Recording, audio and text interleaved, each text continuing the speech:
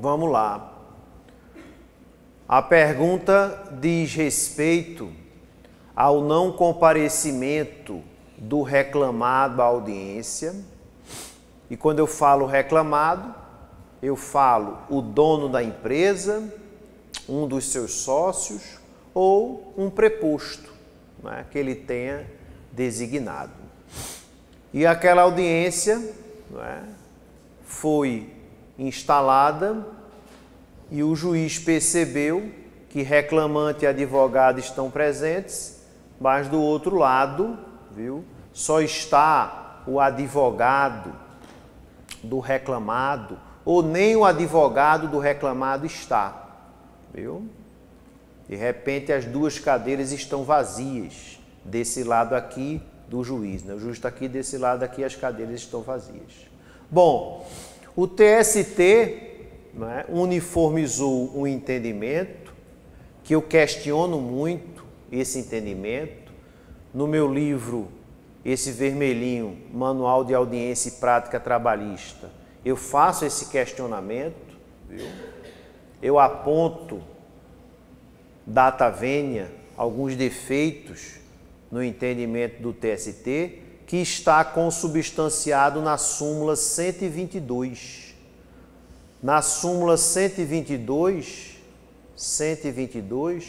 o TST diz que se o reclamado não comparecer, de nada vale a sua defesa, ora apresentada pelo advogado, ora já juntada aos autos em PJE. E que a revelia será constatada e a confissão ficta quanto aos fatos será aplicada. Então, para o TST, eu digo isso no livro, para o TST, como uma herança do jus postulandi, e vocês pararam para pensar, a reforma trabalhista não acabou com o jus postulandi, né? Nem limitou o jus postulandi a um valor, como faz a justiça comum, que o jus postulandi é limitado a 20 salários mínimos, a causas de até 20 salários mínimos.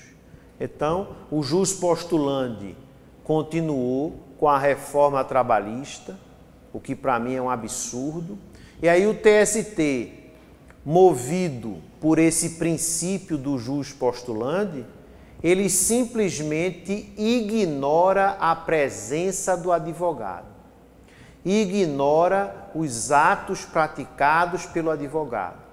No livro eu digo, é como se o TST considerasse o advogado um ser invisível, um fantasma.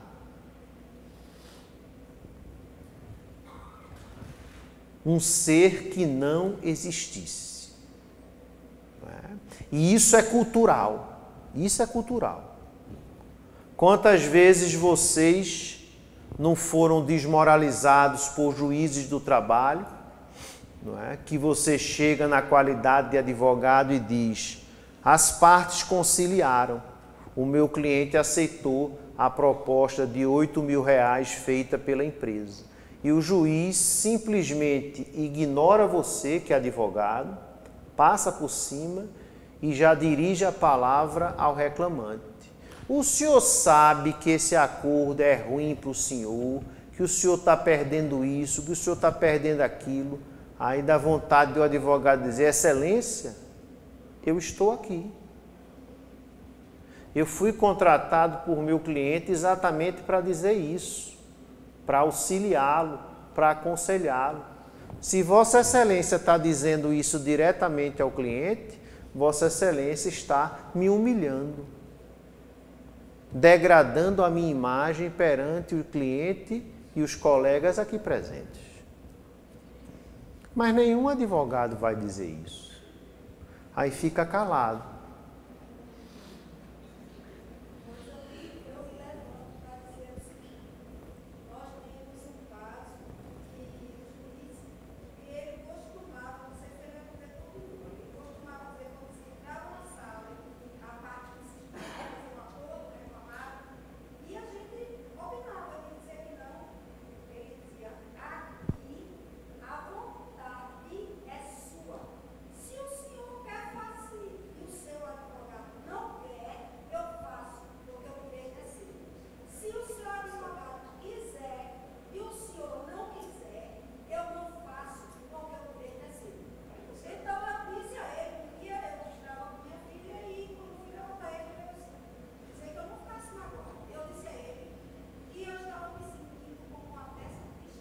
Descartável.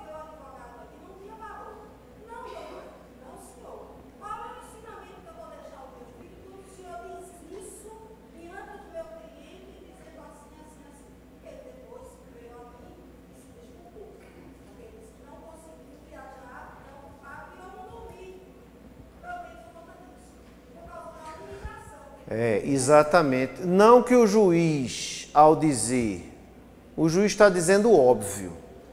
Está dizendo ao reclamante, a escolha é sua. Claro. De quem é mais, se ele é o titular do crédito? Não é? Ele está dizendo ao reclamante, se o senhor quiser fazer, mas seu advogado se opuser, claro que ele pode fazer. Porque eu coloco até no livro que advogado não é tutor nem curador de cliente. Advogado é um representante. E se o advogado aperrear muito o cliente na hora, o cliente pode dizer, o senhor está destituído. Tchau. Não é que ele não vai pagar os honorários, porque o contrato de honorários é um contrato à parte. Mas o contrato de mandato, não é? O contrato de mandato, ele pode ser revogado, não é? Denunciado a qualquer tempo. Então, quando o advogado diz, aí o cliente pode dizer, o senhor não é mais meu advogado. Viu? Inclusive, se Vossa Excelência consta da ata que ele não é mais meu advogado, pode levantar, doutor, e ir embora. Não, mas meus honorários eu vou pagar. Tchau. Então, seria uma humilhação provocada pelo próprio cliente. Porque advogado não é tutor. Advogado não é curador, porque o cliente não é um demente, não é a pessoa que foi interditada em processo judicial para ter tutor, para ter curador, não. Então o juiz está dizendo óbvio, que quem escolhe, quem decide é o cliente. O advogado aconselha, o advogado ele presta esse serviço de aconselhamento, não é? Aconselhamento, ele assiste o cliente naquele momento, mas a decisão é do cliente. O que aconteceu com você foi o seguinte, foi a forma ríspida com que o juiz se utilizou para dizer isso, ou seja, para dizer o óbvio, não é? A bradar dessa forma na audiência. Aí você se sentiu, viu, justamente ofendida. É tanto que ele ficou chateado, e viajou pensando nisso. Né? Mas vocês discutiram a relação e hoje está tudo em paz, graças a Deus.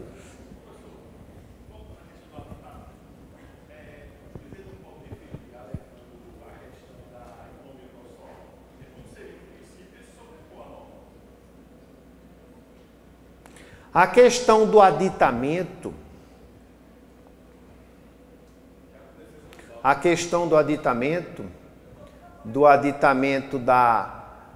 pergunta se o aditamento, a petição inicial, não é? Dentro dessa nova sistemática, o advogado do reclamante requer o aditamento e a contestação já está nos autos, a litis contestatio já foi instalada, não é? Aí o reclamante requer a oportunidade de aditar. Viu? O juiz poderia, tá, sem ouvir o reclamado, se utilizando dos princípios da economia, da celeridade, poderia já autorizar o aditamento? Não. Porque existe uma questão primordial a ser analisada, principalmente com essas pautas longas que nós temos, que é a questão da prescrição, Dudu. Se você permite um aditamento, a petição inicial, você está permitindo que aquela nova pretensão, aquele novo pedido, seja alcançado pela interrupção da prescrição. Viu? E digamos que aquela reclamação, ela foi ajuizada, há um ano atrás. Vê. E quando ela foi ajuizada, o cara já tinha saído do trabalho há 1 ano e meio. Agora, ele saiu do trabalho há 1 ano e meio e ajuizou reclamação. Zerou. A prescrição para ele zerou. Só que zerou em relação àqueles pedidos. Aí a audiência foi marcada com 1 ano. Nós já temos 2 anos e meio de rescisão contratual. Aí o advogado espertinho quer aditar, colocar um novo pedido. Se o juiz fizer isso de ofício, estará causando manifesto prejuízo ao reclamado. Compreende? E como a contestação já foi apresentada, ele só deverá permitir o aditamento se o reclamado anuir. Viu? Então tem que analisar caso a caso. Se o juiz perceber que aquele aditamento não vai causar um prejuízo manifesto ao reclamado, ele de ofício não deve agir. Viu? Ele recebendo o requerimento, ele deve dar a oportunidade para o reclamado se pronunciar. E processualmente o reclamado pode se negar, já que a litis contestatio já foi instaurada, já foi perpetuada. Viu? E aí caberá ao advogado do reclamante ajuizar uma nova reclamação trabalhista, com um novo pedido. Viu? E aí, talvez até pela conexão, viu? Essa reclamação seja distribuída por dependência, para aquela mesma vara. Na segunda fase, eu não sei se você se lembra, faz muito tempo, você já é um advogado tarimbado, mas na segunda fase eu brincava muito, dizendo que um dos papéis, uma das missões do advogado de defesa é dificultar a vida do advogado, do trabalhador, do advogado do reclamante, entendeu? Então, o tumulto processual faz parte, viu? Aquelas objeções, aquelas preliminares e tudo mais. Porque muitas vezes, não é, por uma filigrana processual, você consegue até repelir a pretensão ou diminuir o prejuízo do seu cliente. Viu? Tranquilo? Eu costumo dizer que a conversa é muito importante. Né? Quem tem assistido às minhas audiências tem percebido que eu pouco leio e muito converso. Né? Porque eu era um juiz daquele padrão que eu ficava lendo a petição inicial, lendo a contestação, viu? Mas aí veio o novo CPC e o novo CPC falou do princípio da cooperação. E eu comecei a pensar, meu Deus, por que eu vou carregar um processo sozinho nos ombros, se eu tenho os meus parceiros que são os advogados? Viu? Então hoje eu faço audiência conversando muito. Eu às vezes nem a petição inicial eu leio completamente, dou uma olhadinha nos pedidos, mas pergunto, converso com o advogado do reclamante, com o advogado do reclamado, viu? Pergunto se há algum incidente, se há algum chamamento ao processo, se há alguma denunciação da lide, pergunto se há algum pedido de insalubridade para ver se a gente antecipa a perícia, se há alguma doença profissional para fins de perícia médica, enfim, a gente bate aquele papo, seja na audiência inicial, seja na audiência de instrução, viu? E isso facilita muito, que é o chamado princípio da cooperação. Que antes nós fomos formados a isso, aquela relação triangular, não é? Os advogados aqui e o juiz acima dos advogados. O novo CPC veio com a intenção, não é, de inaugurar uma relação linear, não é, colocando advogados e juízes no mesmo patamar, em busca de um fim comum, que é a pacificação daquele conflito. Tudo isso muito lindo. Né? Mas segunda-feira o pau volta a comer. Na Imbiribeira, em Jaboatão, em Igaraçu, né? A realidade. Viu? Então, vocês ficam desde já alertados de que a contestação, ela deixa de ser aquele ato praticado na audiência, viu? É um ponto que eu vou ter que rever, inclusive, para o novo curso de audiência e prática trabalhista, viu?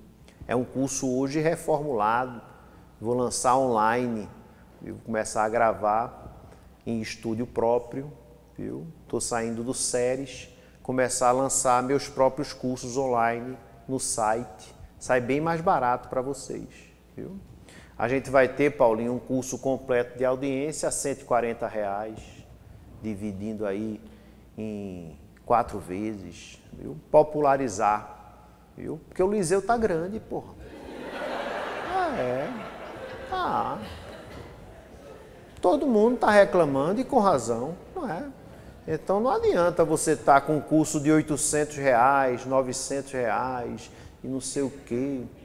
Tem curso de reforma trabalhista aí a R$500. Aqui é presencial, eu estou falando online. Né? Tem que popularizar, viu? E aí a gente vai fazer isso. Falando nisso, o material de vocês, viu, está em construção. Eu ia fazer um pequeno resumo, mas eu andei escrevendo tanto, viu, que aí eu decidi fazer um material inédito, viu? Vou até mandar depois para a editora, para ver se a editora topa em publicar. E vocês vão receber em PDF gratuitamente, viu? Como parte do curso. Isso já foi prometido, viu? É uma reforma trabalhista comentada, viu? Artigo por artigo, viu?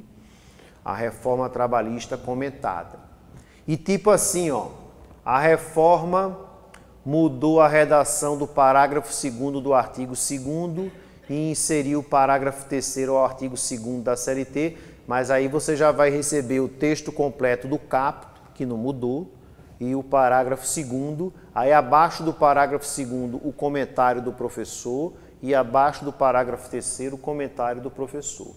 Mas não é um comentário restrito àquela alteração. É um comentário sobre grupo econômico, não é? Como fica o grupo econômico após a reforma trabalhista, viu? Então é um material bacana, porque aí você vai poder consultar, não é? De acordo com os artigos que foram alterados. E acima do artigo eu vou escrever o tema, não é? Custas processuais, depósito recursal, grupo econômico, né? Prevalência do negociado sobre o legislado, e aí você vai ter toda a análise, viu, em relação a essas matérias. Tá certo? Esse material sai agora, né, Paulinho? Na próxima semana, tá bom? Viu? No sábado, de hoje a 8, quando nós nos encontrarmos, vocês já estarão com esse material na faixa de umas 30 páginas, viu? E aí vocês poderão mantê-lo no computador ou até imprimir no trabalho usando o toner do chefe. É? Quem tem chefe, né? Quem é autônomo, aí paciência.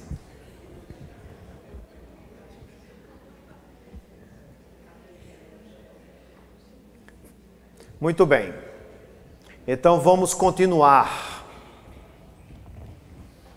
Essa mudança em relação à contestação, ela ficou bem clara para vocês, não é? E eu trabalho muito isso, viu? A intenção do legislador. A intenção do legislador.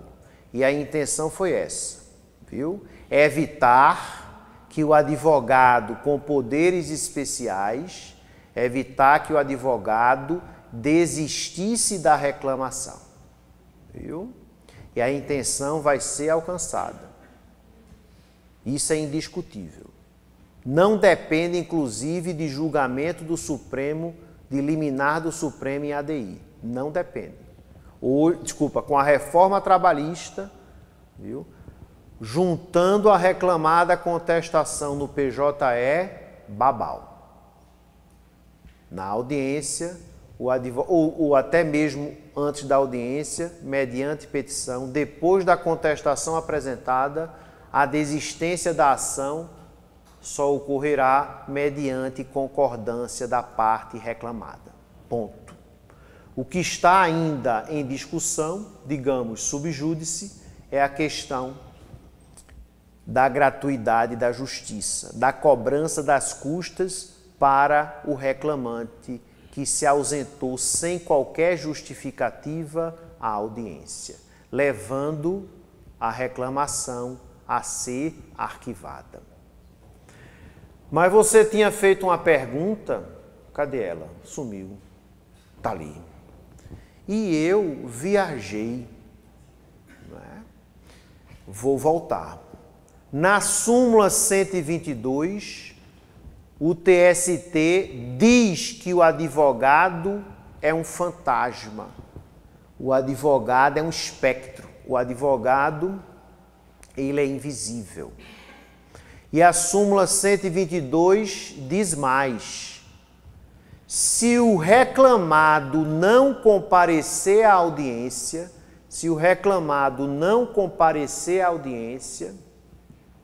será irrelevante a defesa apresentada por seu advogado. Mesmo que o advogado tenha procuração, mesmo que o advogado tenha juntado ou apresente o contrato social da empresa, o estatuto, nada disso terá serventia. E a súmula diz: a ausência do reclamado, mesmo com a presença do advogado, essa presença do advogado não elide, não afasta a revelia. A revelia. E revelia, para quem esqueceu, é a ausência de defesa. Revelia é a ausência de defesa.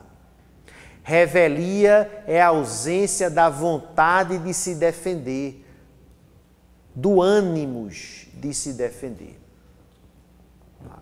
Então eu enxergo um contrassenso na súmula 122, porque mesmo ausente o reclamado, se o seu advogado está ali presente e se já há nos autos contestação, procuração e tudo mais, para mim o ânimos de defesa é latente. O ânimos de defesa está presente. Então, para mim, não há revelia. Data vênia a súmula 122 do TST. O que aconteceu foi que o reclamado não compareceu àquele ato processual, àquela audiência, mas que, indubitavelmente, ele apresentou defesa, sim, ele apresentou. E a reforma trabalhista vem corrigir essa idiosincrasia do TST. A reforma trabalhista vem com um dispositivo dizendo que a ausência do reclamado por si só, a audiência, não gera revelia. Basta que o seu advogado tenha apresentado a defesa. Deixa eu ver aqui, é o artigo 844. 844. Mas a reforma exige que o advogado esteja presente, viu? Ao ato. Se vocês quiserem anotar, quem não estiver aí com a lei, é o parágrafo 5º do artigo 844 da CLT. É o parágrafo 5º do artigo 844 da CLT. Todos nós ainda estamos nos ambientando com a reforma trabalhista, viu? Ninguém é mestre, ninguém é doutor em reforma trabalhista, não. Muitas águas ainda vão rolar por baixo dessa ponte, viu? Por isso que eu nominei o curso de Conversando com a Reforma Trabalhista. Nós estamos aqui batendo um papo raiz. Porque aqui é tudo advogado, é tudo jurista de primeira qualidade. O feriado é para os fracos. Não é? Todo mundo aqui, o sol brilhando lá fora, a cervejinha lá no bar do Pezão, geladíssima. né? Seus amigos em Porto de Galinhas, você aqui, né? Porque você precisa sobreviver. E para sobreviver, você precisa do conhecimento.